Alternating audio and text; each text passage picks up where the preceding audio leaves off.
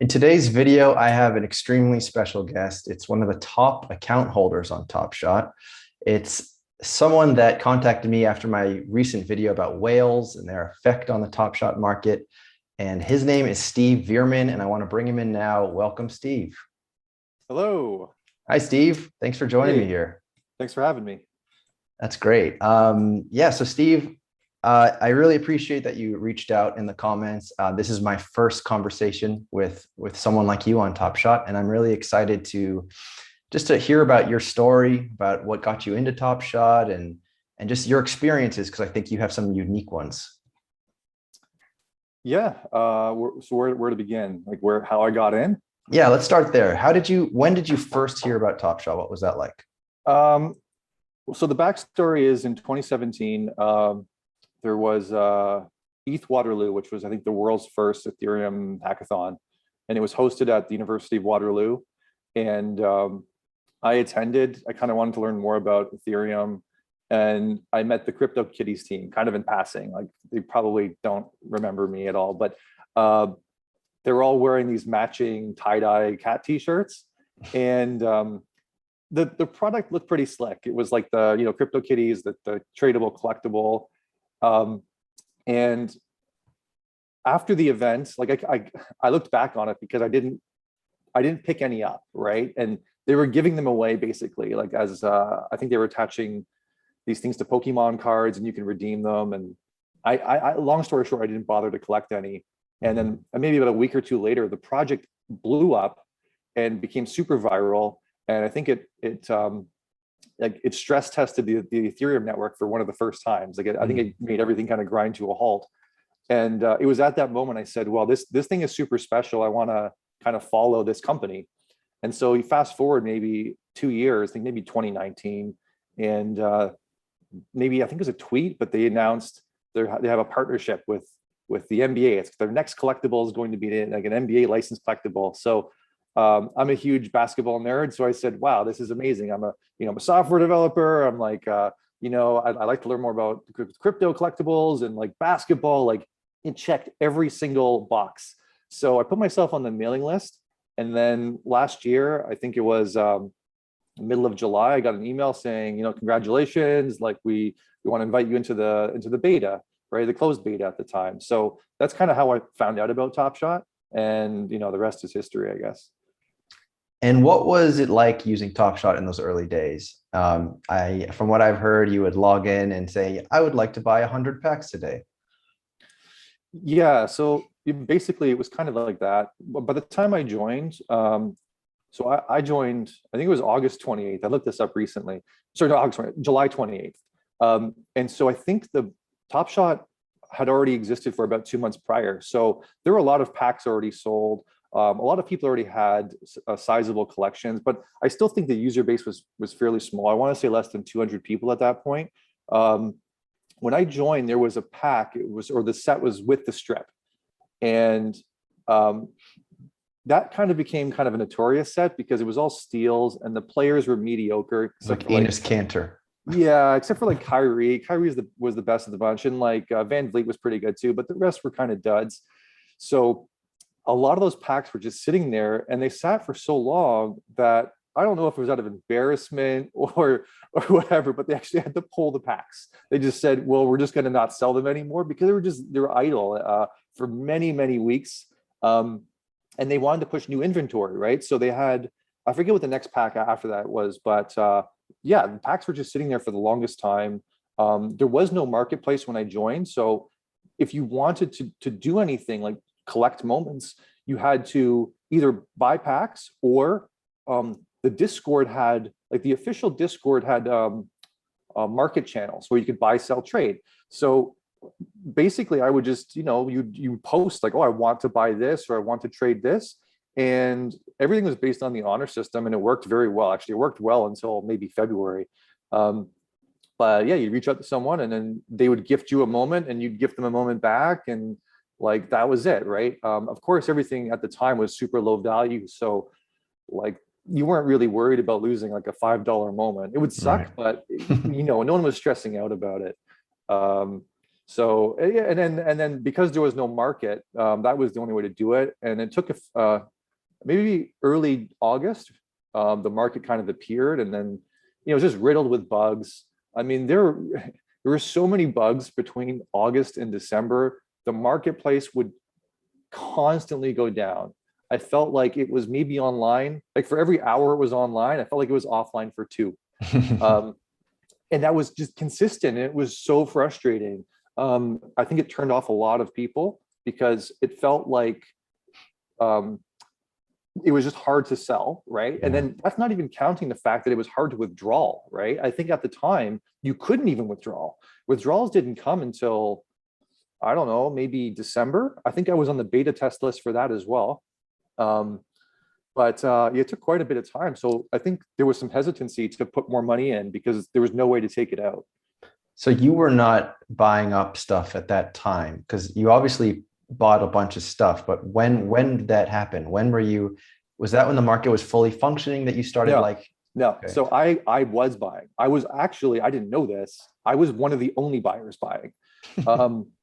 So I wrote some of the first analytic tools. Well, yeah, I mean, it was Crypto Slam and then it was me. So I wrote Intangible Market. I heard about that. Which was up from, I guess, late September until I kind of stopped working on it when Top Shot exploded in late February. I'll get into that in a little bit, but basically I discovered after I wrote my tools that I represented one of every 10 market buys. So wow. Yeah, that was insane to me. I didn't even think that was, I thought because there was no way to see what other people were buying at the time. So it kind of shocked me when I found out, like, wait a minute, I represent 10% of the buying. And at the time, like basically every moment was $1 or $2. So it sounds like a lot, but it really wasn't. Like I'd throw maybe a couple $100 at the thing and I'm a top buyer all of a sudden, right? Which now is kind of like a joke. But yeah, so I thought they were super cool moments. Like Vince Carter is a really good example. I'm a huge Raptors fan, and I started collecting basketball cards back in the day when Vince Carter was in the league, and so he was one of my first market buys, and so it just seemed natural for me to buy his moment when it was $1 or $2 because I thought it was super cool and I loved Vince. In the back of my mind, I didn't ever think that it would spike to the prices they have. I thought when I was buying something for $1, maybe in the future I could sell it for like $10. I'm like, oh, that'd be really cool, right? But I really wasn't concerned about that. I just really liked the moments, and I just wanted to, I wanted to collect it. I'm a collector, so I just wanted to accumulate and make a cool collection. Yeah, I mean, looking at some of your buys before our interview today, and it's hard not to feel the FOMO when you look at some of these. It's like, oh, that metallic gold, it was $12. Oh my goodness. Yeah, I remember. Honestly, it's happened so quick. It seems like yesterday, but like these metallic golds were $7, right? Unreal. And like I remember, like, I had, if I saw something for $7, it was like an instant buy for me. I'm like, yeah, I'm buying it, right? Or $8 or $9, like, okay, maybe, right? $10, the player had to start to get pretty good. I think the upper limit for the MGLEs was like maybe $30. That was like, I don't know what I paid for at the time, but that was like, okay, you're breaking the bank with this one. Yeah. But your total spend got pretty up there. So that's why I was curious about like when you were putting the dollars in. Was that when it was still very speculative and very unknown, or was there some kind of signal that came to you that said, okay, I'm going to go hard now. I'm going to we're out of the little leagues now. We're going to the majors. Basically, the more I became familiar with the product, the more I loved it. And the more I really thought I was looking into the future of collectibles. So I just kept doubling down. I said, basically, this thing is amazing. I want more of it. And I don't care if I'm like the only crazy person collecting. I want to keep doing it. And I mean, at the time, there were other crazy people like Alexo doing the same thing. And we had a couple of great chats back and forth. I remember, so they announced there was another pack too called Throwdowns that they pulled from the marketplace. And before they pulled it, they announced, oh, we're going to give you like, a day or two to buy the rest. And if they're unsold, we pull them. And I remember Alexo just going on a spending spree. He spent like $30,000 buying Throwdowns packs. And I remember messaging him being like, what do you know that I don't know? Like, why are you buying these things? They were sitting there for weeks. No one wanted them. Now all of a sudden you're throwing $30,000 at it. And he basically said, like, I just really think that these things are awesome. And one day they might be worth something. Right. And like, he acted with conviction. And yeah, so we kind of did similar things. Right. So there were a lot of uncertainty, but I just thought it was super cool. So I kept throwing money at it. And I'll be honest with you, there was a point where I was like, I'm throwing an irresponsible amount of money at this thing. And it became like one of the largest investments I've ever made in my life on anything. And, but even so, it felt like, it felt, I don't know, it felt right at the time. I felt crazy. Don't get me wrong. I was doing a gut check every single day. Like, what am I doing? Right. But, I saw limited downside risk. I saw, well, it's a great company, great product, great team. It's one of the best, most beloved brands in the world. It's the NBA, right? How could this go wrong? And I kept, like, I still believe that now, right? How can this thing, like, I get it, there's going to be ups and downs, but I still think fundamentally the product is so slick. And just the constant innovations I saw from the team, like the constant improvements, it really had me believing that they're taking this seriously. They really want to make this an awesome experience for collectors. So yeah, I mean, against, my better judgment, sometimes I kept throwing money at it. I think that's not uncommon. I mean, I felt the same way. I'm also someone who doesn't invest a lot. Unfortunately, my timing just wasn't quite the same as yours, but I totally understand how you felt. And I think there's also some part of it being almost like a communal thing. Like, I also had a friend, and so you're always like going back and forth, texting back and forth. This is what I'm buying. I'm really excited to buy this, that, and there's something like, there's a gamification of it. There's just the collectible part of it, the sleekness of it. It's all together. And I'm right there with you. I mean, we've seen a little bit of a Top Shot winter as of late, but the product is, I mean, I always say that the product is unmatched. As much as I feature opinions from both sides, the product is unmatched, period. And I can tell you feel the same way. Absolutely. And just on your point about the timing, like, don't get me wrong, like, every day I recognize how fortunate I am to just have found this thing at the right time, right place at the right time. Because had I found this in February, I probably would have done the exact same thing, right? I probably would have thrown a ton of money at it, and I probably would have been like in the hole for a bit. I still would have been super bullish on it. Like, that doesn't change it, because I still love the NBA. I still love every part about this product. But yeah, so timing and luck, like, plays a huge factor. That said, like, the February run was a bit different because it was almost validated. Like, oh, like, there were so many people joining. Like, this thing's actually, it could take off. Versus when I was throwing money at it in August through December, it was a different type of risk. Like, a lot of people didn't think that it would amount to anything. Right. So it was basically like, a lot of people felt like they were just, their money was going to zero. Like, Right. it was nothing. It was, so that's different. It going to nothing is different than, oh, I lost half of my account value or 20. Like, they're two different conversations. So it was, in my opinion, it was still much riskier to have done it, in the early days, because you didn't know if it was going to work out or not, right? But yeah, huge luck plays a huge factor. Sure. Well, it's like when preparation meets luck, isn't that what they say? I mean, the fact that you were at that conference, the fact that you met those crypto kitties people, obviously it's sort of like the universe is saying, you will be a Top Shot whale. I don't know, but I don't know. It could have gone the opposite way. This is 100% survivor bias on my end, right? Like, I know. I lived to tell about it, so I mean, all of a sudden I'm an expert, but the reality is most people in this NFT space, like, we have no idea what we're doing, and luck plays just like the biggest role in all of this. And I'd like to see more people mention that, because these experts, like, what do they know? Like, they bought a profile picture before someone else because, who knows, right? I know. A lot of this is just luck, and a lot of it's gambling. Major. Yeah. So for me, like, there wasn't, I never really thought of it as from a gambling perspective, because that didn't come out until later on. I'm like, oh, wait a minute.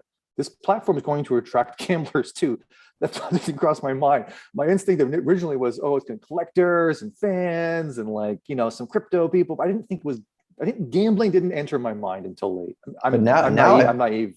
no, I don't Go think ahead. you're naive. I think if these were all like $1 to $5, I'd probably feel the same way as you.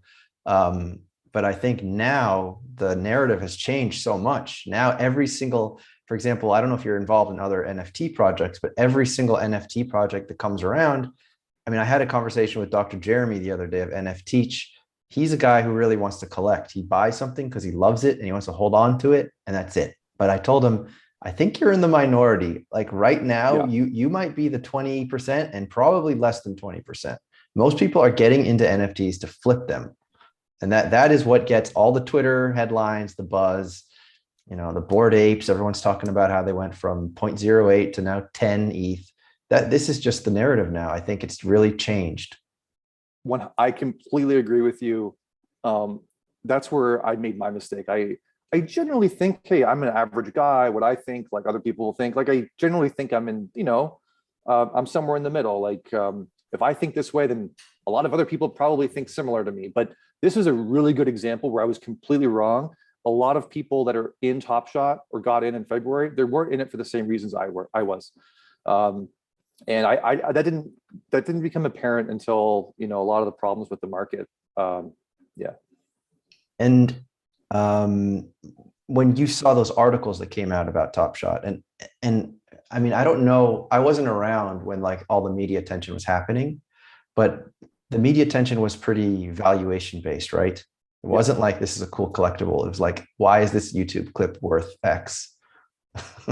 Yeah, exactly. So a little backstory with what I mentioned earlier with intangible market. That was I created the first valuation tool, right? I released it, I believe, on Christmas Eve, 2020, and I said basically, here's my Christmas gift to the Top Shot community. It's a valuation tool. At the time, there was no way to see how much your collection was worth.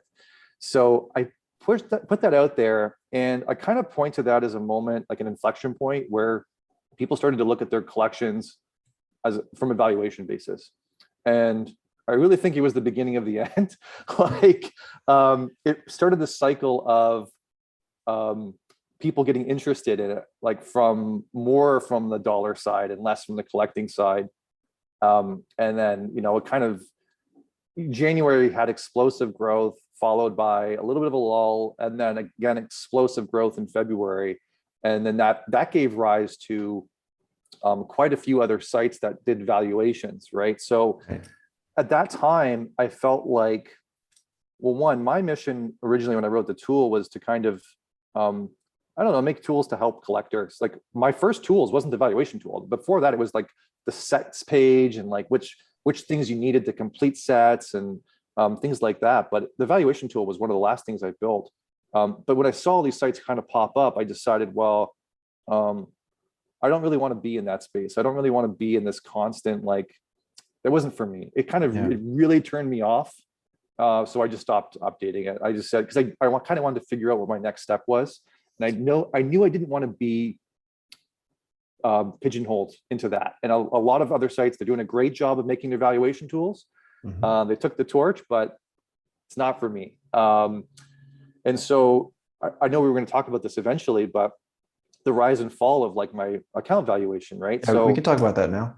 Yeah, so it was really interesting, like tracking my own valuation, right? When I wrote the tool in December, I think it was something like, I want to say my account was worth like $100,000. I'm like, wow, that's amazing. You know, like, don't get me wrong, I put in probably a lot of money, right? But it was just using the floors, it was like 100,000. I'm like, wow, this is incredible. And then just kind of slowly, you know, in January, I remember kind of checking it on a daily basis. It was like, you know, 120, 140.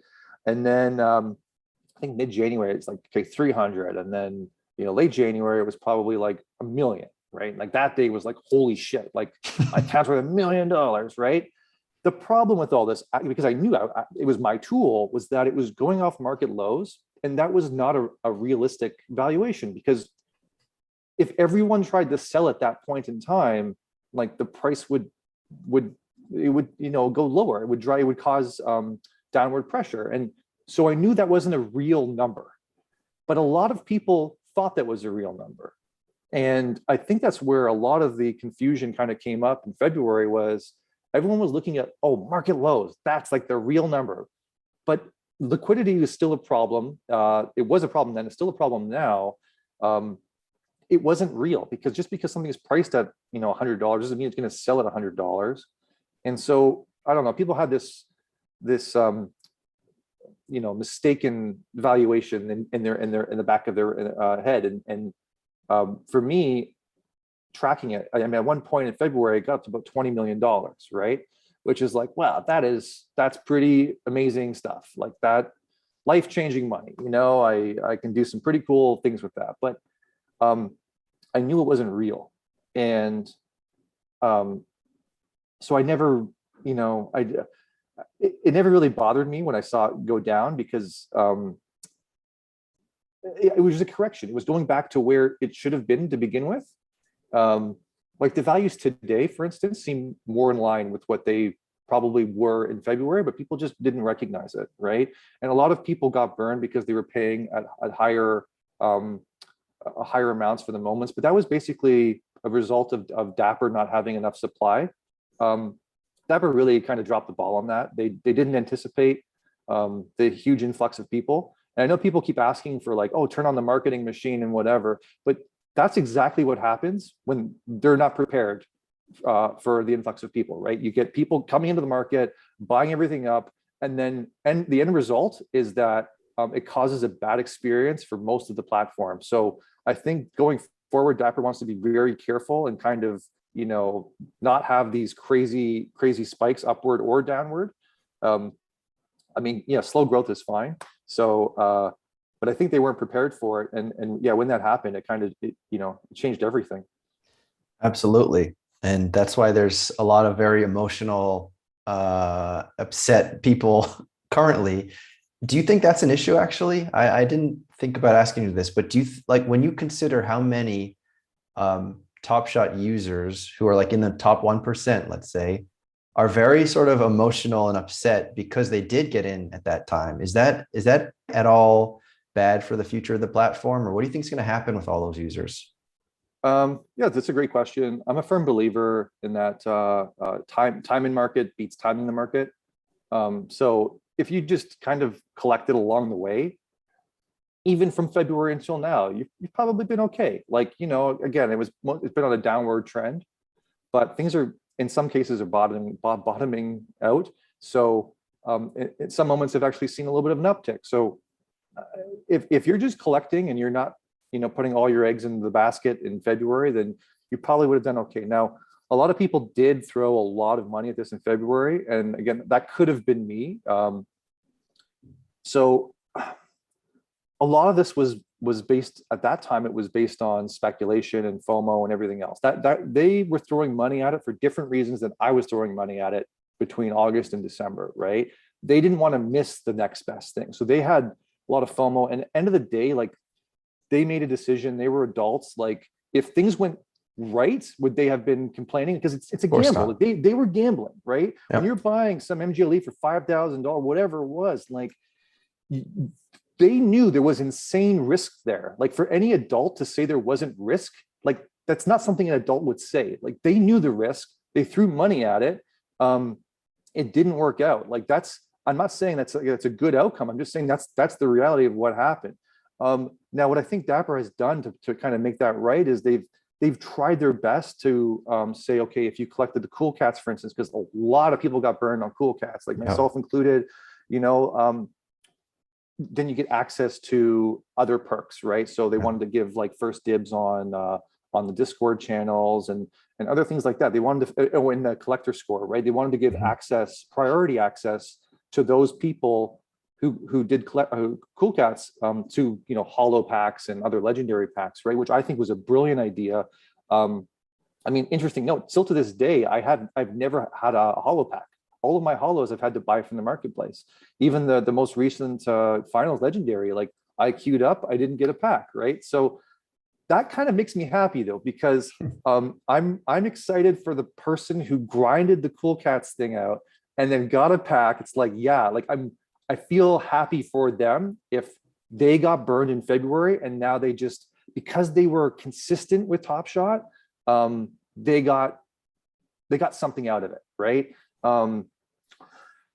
Yeah, I don't know. It's a difficult question to answer. It is. I know it is. Like, end of the day, people don't always want to take responsibility, right? For better or for worse. It's like, it's a hard thing when you say, well, yeah, maybe that wasn't a good gamble, but it was a gamble, right? Like, I'll be honest, if this could have happened to me, I could have lost a lot of money and I probably wouldn't have been happy about it. I probably would have been pretty pissed off, but I still would have been collecting on Top Shot and I still would have believed that this thing is pretty cool. So I recognize a lot of those people who stuck around since February, and I have nothing but like huge respect and admiration for those people. Like I hope eventually we can do Top Shot meetups and other kind of collector events, because I think it's those are great members of the community, and they're here for the right reasons, right? I don't know. That's a long-winded answer. No, but that's great. It's all interesting. Top Shot meetups is a good segue.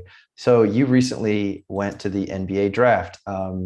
That is very cool. You were invited by another one of your friends on Top Shot. So take us through that whole experience. How did you find out? What was that like? And just what was the whole event like? Yeah, event was super cool. So rewinding back a little bit, they had the live stream. Well, rewinding back even more. So library, I've been talking library on Top Shot for forever. And we've tried to launch our own little like show, and we have some content that I haven't finished editing, but we're going to release more episodes. But we kind of went back and forth, even for the finals trip, right? It's like, oh, if you won, like, would you bring me, right? Because we're both in the Toronto area. It's like, yeah, maybe, like, this kind of makes sense. And so when they announced the winners for the draft, I was watching the stream, and they announced that he's on the library's on the reserve list. He wasn't watching, so I texted him, I'm like, hey, you watching this? And like, you are on the reserves. And he's like, oh, that's amazing, but like, what are the odds? Like, he's second on the reserve list too. He wasn't even first. So I'm like, what are the odds that two people are going to drop out, right? Of this like once in a lifetime epic all expense paid trip to New York.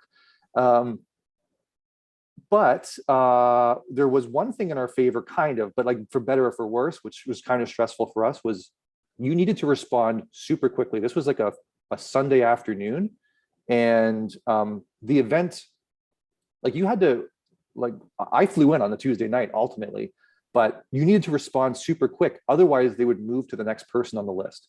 So I think what ended up happening, I don't know the specifics, but I think there was at least one person responded, so they can't do it. They can't make it, right? And I think another person might not have responded, like, I think it was like a 4-hour time frame, right? Yeah. So I think what ended up happening was they contacted library like late Sunday, being like, yeah, like, do you want it? Right? He's like, yeah. So then he called me, and I'm like, he's like, you'll pack your bags. I'm like, no way. There's no way. Like, you're pulling my leg. And no, so it was real. But then the next thing was we had to book our flights. So how this worked was we would book our flights, and then Dapper would kind of refund us for that. So a flight from Toronto to New York is about an hour and a half. Like, typically in the past, that's a $400 flight, $500 flight, right? No. So because of COVID and everything else, my understanding is just a far fewer flights in the air. They're all full. So I think if you have to travel, airlines know this as well. So I think the prices, like, they're less flexible, right? They're less competitive. So long story short, flights were the most expensive I've ever seen in my entire life. They were like $2,000 a flight. And the flight durations, like, as I said, an hour and a half for a flight, most of these were like 20 hours with layovers. I'm like, I'm not doing 20 hours and something. So I found one for like 6 hours. But then the other thing that complicated is we're coming from Canada, and we needed to have like the negative COVID test. Right, we're all vaxxed up, right? That was the requirement, but we needed an additional negative test. So I'm Googling like places that'll do like, same day COVID test places, right? To get that result. So we can, I got mine late Monday night, so it was cutting everything so close. I've never been more stressed out about this. Wow. But yeah, I land Tuesday, and then kind of the adventure begins. And how this started off, they brought us to so the hotel was in Brooklyn, and on the Wednesday they brought us to 30 Rock. I guess there's a kind of a observation deck, Yeah. and they thought it would be like a good way for everyone to kind of experience like the take in the city, and kind of meet each other. So I met a lot of the other winners there as well. And then we kind of bumbled around after 30 Rock for a little bit, killing time until we went to dinner with the draft prospects. So we were meeting with 4 draft prospects, and that was an incredible experience. And we got to, so how this kind of worked, there were 5 tables, and each table kind of had an empty chair. And so every 15, 20 minutes or so, they just rotate the draft prospects. Like speed dating with draft prospects. 100%. So that was super cool. And like most of them, like obviously we're talking like Top Shot at times too. And like most of them have never heard of Top Shot. And then when we showed them, like they were like, oh, this is super cool and whatever. So their eyes kind of lit up, which is pretty amazing. Was there any prospect in particular that was like a kind of a fun person to talk to? Yeah, Zaire was pretty amazing. I think he stuck around longer than the other. Like everyone stuck around longer than they were supposed to. Like I think the original thing was supposed to be an hour long. I think most of the players stuck around for like an hour and a half. Zaire, I think it was like 2 hours. Like that's a good sign, right? When like he doesn't even have to stay. He's just kind of, he's interested in what everyone's asking him, and so that kind of sticks out in my mind. But yeah, the way they all kind of lit up with the Top Shot too, and I forget which player it was because a lot of things were happening. But one player mentioned how Tyrese Halliburton mentioned it to him, right? So it's just interesting how existing Top Shot collectors are kind of or players are kind of onboarding other players as well, and it made me that much more confident in that, like the onboarding process for new players in the Top Shot. Like I think that'll only improve, I think, going forward. No doubt. And then, so take us to draft night. So you guys are sitting in the suite in the Barclays. Yeah. So actually, right before draft night was the Obi Toppin. Oh, right. Tell us about that. Right. So that was pretty amazing. We went to the next day was a Thursday. We went to Chelsea Piers. I guess it's like an athletic facility in Manhattan, and so we met with Obi Toppin, and originally Jacob was saying, oh, we're going to play horse, right? So in the back of my mind, I'm like, we've got, 20 people here. I'm thinking like, I'm not going to touch the ball. Like it's going to be, I don't know, one of those like photo op things where you don't even really get a chance to touch the ball. And it's like, I just want to play some basketball, right? And so we get there, and they scrapped the horse idea. Like, no, we're not doing that anymore. We're doing knockout or bump. So that was pretty awesome. Like everyone was involved. Everyone, like by the end of it, was just like sweating bullets. Like everyone got an awesome workout. So that was pretty amazing. And then that kind of morphs into you got a chance to like play one-on-one with Obi. Did you? And, yeah, I played. I got a pretty sweet clip I'll share with you as well. Well, send that to me. We'll definitely put it on the video. But were you able to get a shot off? Oh yeah. Is that because he was letting you? No. One, I definitely faked him. Now one time I should have hit it. It kind of rimmed out. The second shot I put up, like, I misread it. It was a clear block, like, because he's so much bigger. Like it was easy for him to block it. But you know what? I'm pretty happy with my performance. So, that was a great experience. And then we kind of went into like a 3-on-3 with the rest of the people there, and by the end of it, like I felt exhausted. I didn't think that was going to be the experience, right? I thought like, oh, it's just, again, going to be quick. And honestly, Obi was nothing. Like he was excited to be there too. And cool. I had a great time because he was having a great time, and like, it didn't feel rushed. Like this was, I mean, we quit when everyone was basically didn't want any more. Like we were all exhausted. We were all tapping out. It's like, we're done. But no one quit before that. Cause sometimes you're like, oh, you don't want to be pulled away and you're still having a good time. No, I was beat up. So it was time to call it a day. And then, so the draft night happened after that. We all went back and we walked to Barclays. And you walked or you limped? well, I kind of limped. I got hit in the ribs pretty bad. I'm still kind of nursing this rib injury I From have. Obi? Obi gave you an elbow? No, it was one of the other players. Okay. Whatever. It happens, right? You play some 3-on-3, you're gonna Yeah, get yeah, a little roughed up. But so I kind of limped to Barclays.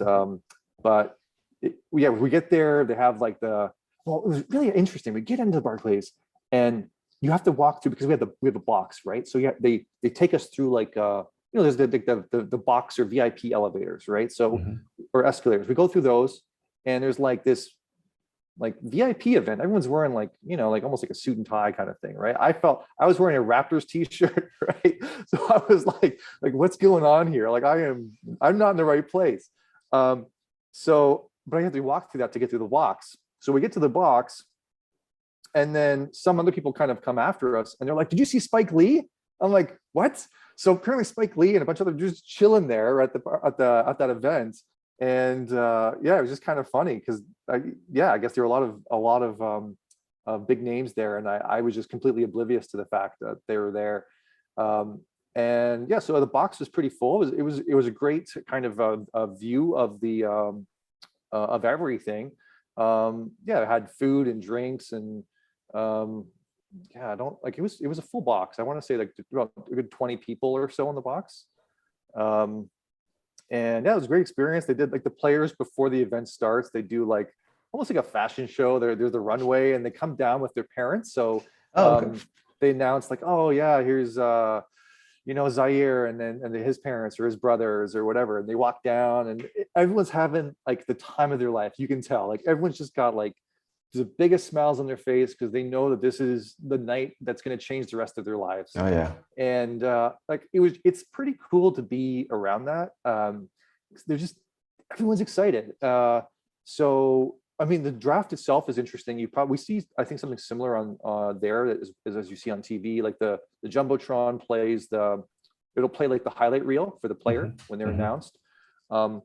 We don't get the commentary. I'm sure if you're watching on TV, you get like the commentator saying something about it. But we had Jacob, which is basically the next best thing. He knows everything about everything, and so he would just be kind of listing off interesting facts about players as they were drafted, what he thought about them, whether it was a good pick or a bad pick. Oh, yeah. What was Yeah. what was his bad pick selection? Oh, it was his bad picks. You put me on the spot here, but there were a few. There were a few. I look over because I'd be happy. He's like, no. Was he happy with the Raptors pick? Did he like Suggs? Um, I don't remember specifically what he thought there. I think it Or might maybe have what been you thought too. Yeah, I mean, to be honest, I was just like, I'll just trust Masai. He has a pretty good track record of knowing what to do with players. So, I'm just another like armchair, commentator here. Like I have no expertise in any of this, so I'll trust the actual experts to get this right. Fair And enough. yeah, the Raptors organization, they have a good track record, so I trust that they know what they're doing. Great. So it sounds like that was just an amazing experience. I mean, if you ask me, it sounds like the not the one-on-one, but the basketball game kind of sounds like the highlight to me. Would you agree? Yeah. That was my highlight, even though it was like the draft experience. Yeah. Me playing with Obi that's the thing that gives me the most smiles, right? Like, Yeah. yeah, and one, because I haven't touched the basketball in forever as well. So like that was a good feeling to be back on the court shooting some hoops. I saw the photo. You're kind of tall, aren't you? How tall are you? 6'2". Yeah. So you could like try to post up Obi a little bit. I mean, he's only got a few inches on you, right? What's he like, 6'6"?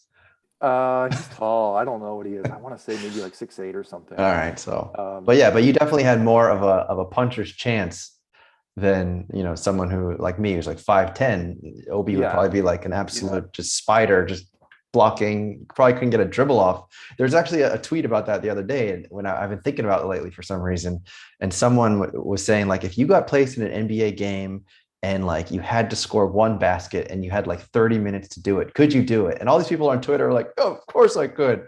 And I'm thinking to myself, no, you probably couldn't. I mean, you have like the world's greatest, fastest, strongest athletes that could literally stop you from probably dribbling from the ball reaching the parquet one time. Is that? But it seems like that wasn't your experience with him. No, I mean, don't get me wrong. He probably like he was trying at times more than others. Like he Yeah. would, you know, he wasn't a try hard. He wasn't trying to like, you know, Yeah, yeah. I make you guess feel it's two better or different anything, right? scenarios. It's like if Yeah, he's but guarding LeBron James or if yeah, he's guarding Steve. yeah. But you could tell like just by some of the video footage that I've seen, like he was with some other winners, like he was trying, even myself. He was trying. He did like when he blocked me, for instance, like on my video, he did like a fist pump, like yeah, I got him right, and Yeah. like he got a couple of those. So he was like he wouldn't do that if he wasn't really trying, you know, like Of he course. I think so it's the competitive like yeah, gene. I mean, he's a professional athlete. absolutely, You can't just completely turn it 100%. off. Yeah. Um, Very good. That sounds awesome. And like kudos to you guys. It just sounds like an amazing experience. And every time they announce another one of these activations, it's really exciting. I think this one in the summer league is also really exciting. Oh man, this Vegas one, that seems like the best one. Like I want to be there. I was contemplating just like jumping on a plane and like just doing I it. talk to people like DM in the Twitter, and one of the guys is like, "Who wants to just go there? Let's just go to Vegas. Like, we don't need to win a contest. Let's just go." But yeah, I mean, because it seems to me like based on that story too, it's like the benefit is almost apart from the main attraction. The benefit is something that's happening like among the group. Yeah. But that's really cool. Yeah, I mean, camaraderie between the group members and kind of yeah, everyone's kind of a like-minded, right? They're all interested in basketball and collecting. It's like, and we've gone through so many battles together, right? Like if you meet another Cool Cats collector, for instance, like the battle I wounds. feel like I've gone to war, you know, like, and so like it's just a different experience when you meet those types of people. Like actually, just very similar. I met very lucky to have met MBL 267 and Andy Oh, right. on Friday last week, right? So Oh, because and they were they also in New York. yeah, they were in New York, and I messaged them like, hey guys, like I'm here, like let's meet up for some beer, and it's interesting meeting someone for the first time after you've talked to them in great lengths for a year, right? We've had like crazy long conversations, and all of a sudden we're meeting up for beer. And honestly, it was like meeting old friends. Like Yeah. there was there was nothing awkward. It was literally like we all knew each other, and you know, it was like we're just carrying on the conversation. And so I would imagine those types of things happening at every single Top Shot meetup, right? Yeah. Everyone's like, oh, everyone already is friends, right? Like you already, yeah, it's like, yeah, you have so much to talk about. Like you've gone through so many battles, you can talk about so many things. And I think that's what the future is really, is the community and being able to do this in real life, you know, in games. Like I would love to be able to do like not official, but like unofficial Top Shot meetups at a game. Say like, hey, I'm going to a game. Like I want to buy like 20 group tickets. Who wants to join me? Right? We'll make our own Top Shot section. Right? Like, why not? Like that sounds like a lot of fun, and I think it's going to come. Yeah, I think you're right. I mean, right now, and I think I saw Roham actually reply to this, which was, one of like the sort of complaints is that the activations affect a very small percentage of the user base. Yeah. But what he was saying was like, look, in more or less words, like you've got to crawl before you can walk, basically. And I just imagine some of like, if this is like hitting all the time, it's just going to be more and more of a reason to be involved and be engaged. And so I have a feeling like that definitely seems to be the path. And I think that's most likely what we're going to see. Yeah, I think having like common like unofficial Top Shot sections or whatever, such a huge win. And then you could literally have like official, sections as well in the same game. But I think that'll really connect with a lot more people, right? Because I know getting 8 people to, or flying, 8 or 16 people out to New York, that's not going to help the majority of the user base, right? And I think these future in arena events are going to better connect with more users. Yeah, agreed. So let's take it back to Top Shot for 1 second, the online version. As someone who has a top account, do you feel like there's somewhat of like a responsibility as being this person that holds all this value in the marketplace? And do you think that other accounts are respectful of that responsibility? Or do you think it's just a free market and people should be able to get in, get out whenever they want? Or Do you have any opinion on something like that? Yeah, I'm a lot of people probably won't agree, but I'm not, I think like for me, I have a lot more respect for collectors, or I'm not even say collect, I'm gonna say users who actually want to participate in the platform, right? Who are here as collectors, as people who enjoy the game, enjoy the moments, who actually want to have like positive engagement with other community members.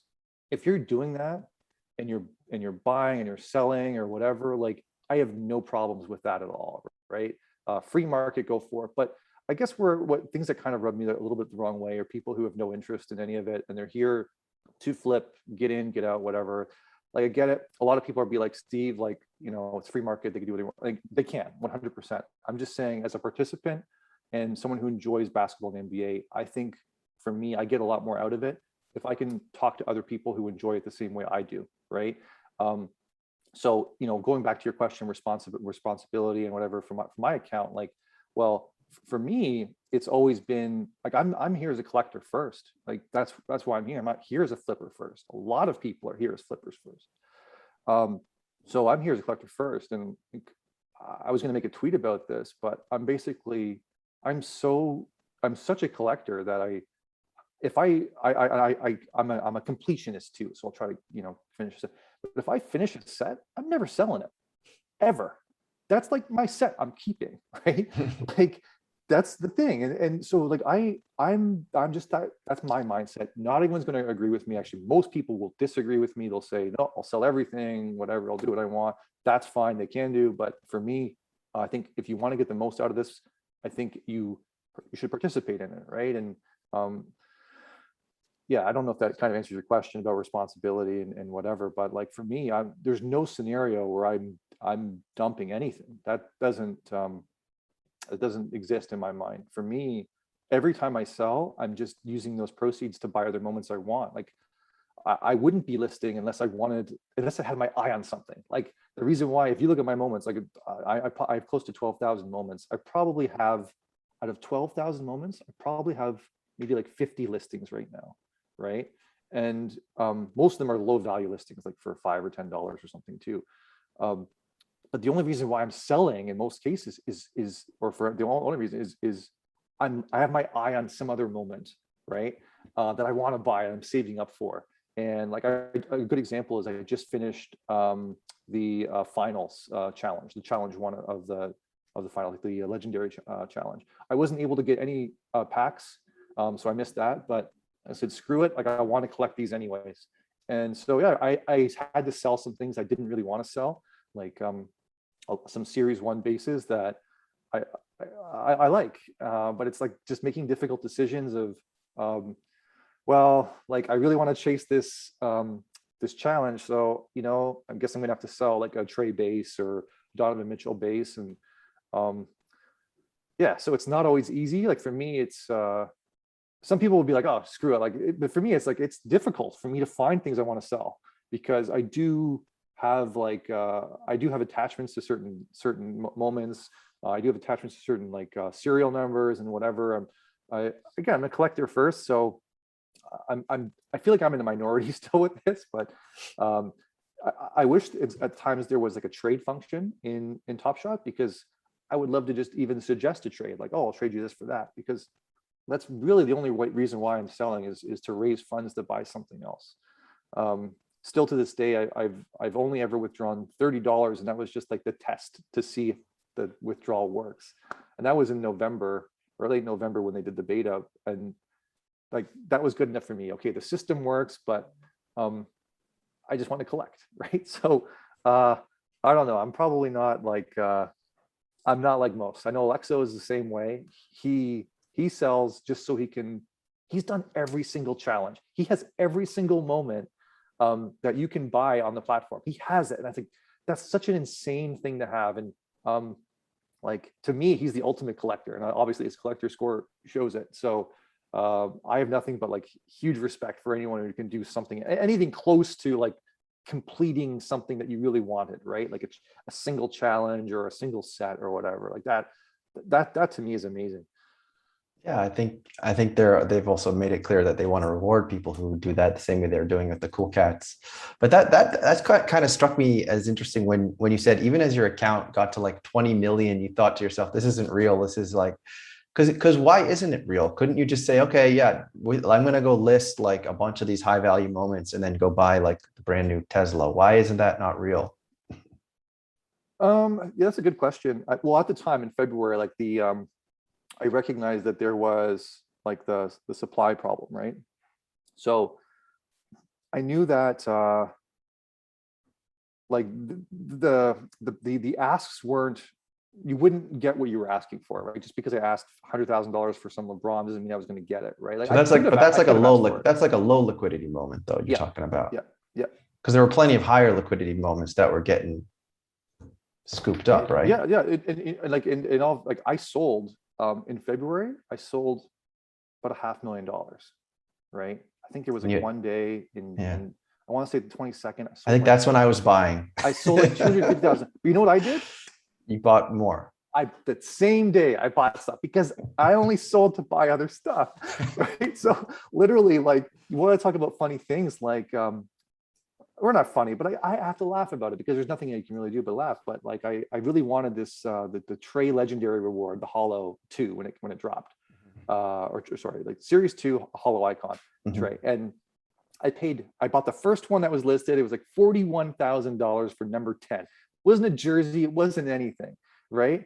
Like that same moment now is like 4,000 or $5,000 moment. Like that was a 35K overpay on my end. And like I had that from other sales. So like if I made it, I spent it. So I don't really have anything to show for it except for like a bigger collection, right? Yeah. Which to me, that's good enough for me, right? Like um, my only, I don't really have a whole lot of regrets. My only regret is maybe I should have held on to more Dapper because I could have bought more moments today than I could have in February, right? Because today I would just be going nuts. I'd be like, oh, I've got half a million bucks. Oh my God, I want to buy everything, right? You probably could, Um, but you could buy, I don't even know. You could probably, I mean, how much is like all of Series 2? You could probably buy it with that. well, Uh, yeah, yeah. So, but so you just, I know a lot of other whales were similar to me. Like I think Alexo was probably similar. Maybe Dottie was similar, where he made it and then he spent it, mhm. right? So it wasn't like we were like really withdrawing from the ecosystem, or whatever. There were other whales who like whales who even joined Top Shot before I even joined Top Shot, right? Because I was one of the first. Um, I know for a fact I was one of the first people on the mailing list to get a beta invite. So I Mhm. think the people who joined before me, they weren't really into basketball. They were there because they got their invites through CryptoKitties or some other Dapper connection. But I was one of the first people on the mailing list to get my invite. Mhm. Um, so a lot of people who joined before me, um, their motivations are going to be different than like a basketball, collector. Absolutely. And so the people who, like those people in February, were selling and then cashing out, like Right. taking the money and running, which, sure, maybe that was a smart idea or whatever, but um, so that's like there are two different types, I guess, of whales, I guess, people who are who reinvest and want to collect more, and then maybe just some who don't really care and just want to kind of withdraw and get the hell out, right? Who have no intention of expanding or collecting anything. Like if you looked at some of these whales, I'm not going to mention any names, but if you look at some of these whales and you look at their collections, they don't have any complete sets. They don't do any challenges. They don't do anything. They just accumulated a ton of moments early on and they're just liquidating, right? They've never stopped selling. Um, I'm not that kind of whale, and I know many other people like Alexo, and there's a lot of other people on like the top 30 list that aren't liquidating or aren't trying to cash out, right? So yeah, I mean, I have a lot of respect for those whales. I think we're all we're all think similar, because I think the people who wanted to cash out, a lot of them have already left. A lot of them Yeah. left in December. There was a huge exodus in December um, after they felt like there wasn't enough growth. A lot of people sold their accounts for a song, basically their entire accounts. And so those people, basically the people who were really bullish on Top Shot stuck around. And Right. that's why you have like these whales, but they're most of the whales I think are people who just are just super bullish on Top Shot, and they're not going to leave the Top Shot ecosystem anytime soon. And I actually wanted to pose a question to you. Yeah. Are you familiar with liquidity pools in NFTs? Yes. Like Do you from a high think? level, I Yeah, understand. I I don't mean, really get low level, but yeah. I also don't. But from what I understand, I was thinking if there would be a scenario where that might apply to Top Shot one day, where you have these like crypto folks who come in and just want to get out. And I wonder if there could be a scenario where they get out via liquidity pool, therefore not creating undercut listing, undercut listing, undercut listing, but there's some kind of a value that they can somehow cash out through a liquidity pool. I haven't really thought it all through, but do you think that might be something that would reduce the kind of downward pressure that we saw for the last 5 months if something like that existed? Absolutely. I think we're going through like most of the NFT space is going through this experimental, thing. And um, I think a lot of solutions will kind of come out of this, right? I think that's one of them is having some kind of liquidity pool to provide, let's say it was 50% or 75% of the lowest ask or whatever, and you get that immediately. Right. I think that would work. But it just takes time to build. And with a team like with Dapper, and they've raised quite a bit of money. So I'm pretty confident that they can build whatever they want, right? And if they think that that liquidity pool is needed, then they will build it. And I have nothing but full confidence in that team and that company. So yeah, I'll trust the process. Cool. Just like Joel Embiid. So that was great. That was a great conversation about Top Shot. I wanted to bring up one other thing because I remember once I actually shared it as well when you posted it, but it was a project you were doing for your day job. It was like an educational platform. Can you tell us a little bit about that and also a little bit about your involvement in Shots for Shots? Sure, yeah, I'll cover the Shots for Shots thing first. So that was kind of like I guess a charitable fundraiser. The idea was we would get a bunch of moment donations, and those would be auctioned off, and the proceeds would be used for, I guess, personal protective equipment when distributing like vaccines and other frontline workers, giving access to better equipment. So that wasn't like run by me, but I participated. I donated a Vince Carter base, and I was on the live stream when I was doing it, and I think that ended up raising something like the Vince Carter raised something like $2,000. So that was, I felt pretty good about that I was able to donate that. I'm not sure if there's a follow-up to that or like that event or not, but there might be. I think a lot of charitable things might come out of Top Shot. But yeah, as for my company, so it's been a couple of years now, but we're a video education platform for African schools. I met my co-founder, Uche, at the University of Waterloo a few years back, and we've kind of been on this mission to deliver the highest quality educational resources to schools in Africa and primarily in Nigeria, because that's where Uche is from. And there's so many interesting things about Nigeria. It's a country of 200 million English speakers. They've got more private schools than the US does, over 50,000 private schools. So there's a huge demand there for better educational resources, and we think that what we have and can deliver is better than like greatly better, like orders of magnitude better than what they currently use. So yeah, that's kind of what we're doing, and it's been a crazy adventure. We've had multiple iterations. We had hardware at one point. The hardware's taken me around the world because at one point we went to China to figure out a way to, is there a cheaper way we can make our hardware? And then COVID kind of threw a wrench into that because we would sell the hardware to schools. And then when the schools shut down in Nigeria, it's like, well, we can't sell hardware to schools anymore. We have to kind of pivot. So we pivoted to like an online model, but then the online model, because countries like Nigeria, not everyone has stable power or stable internet. So, we're kind of in some ways cutting off access to some of the people that we wanted to target. So it's been an interesting journey, and we've learned a lot. And yeah, like if you follow me, you'll learn. I'll share a lot more updates because I think the journey is kind of just getting started, and it's a very interesting space to be in. That's awesome. And my day job as well is related in tech for social good. So I'm I'm really curious to see what you guys come up with. Well, that's awesome, man. I think this was a really fun, informative conversation. I feel like it was something that we haven't seen. So I'm really excited to be able to cut this up and put it up on Twitter and just on YouTube and just let people absorb this, because I feel like this is a voice that hasn't had this kind of a conversation, at least not in my experience. So I'm really happy that you granted me this interview and this chance to just hang out for a bit. And any parting words, anywhere that you'd like people to find you or anything else like that?